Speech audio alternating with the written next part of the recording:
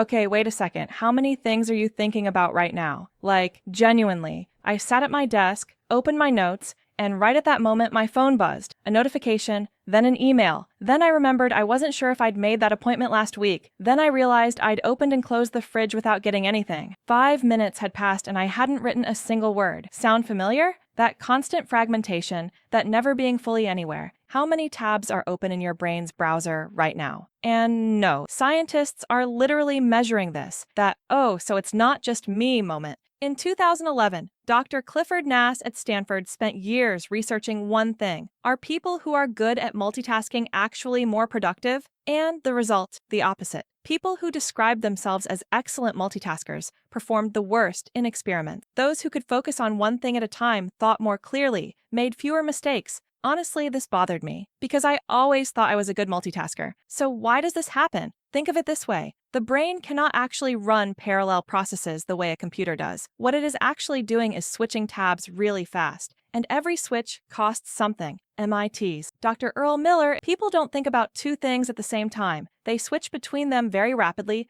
and don't notice they are doing it. So the brain isn't running in parallel. It's running in very fast sequence. And the speed of that illusion gives us the feeling that we are doing everything at once. But now I want to ask you this. What about unfinished things? Because this is where it gets really interesting. In 1927, Soviet psychologist Bluma Zeigarnik discovered something. Unfinished tasks stay in memory significantly longer than completed ones. This became known as the Zeigarnik Effect. And I had 3 unanswered emails on my mind as I was trying to fall asleep that night. I literally said out loud, "That's it. Those emails are running in an active loop in your brain while you sleep, during meetings, while you eat, exactly like tabs running in the background." And this is where Dr. Daniel Levitin comes in. The organized mind, he says this: the amount of information a modern person is exposed to in a single day is equivalent to what someone living in the 15th century encountered across their entire lifetime. In one day, when I first read that, I put my coffee down. Because this is not just a too many notifications problem. This is an evolutionary mismatch.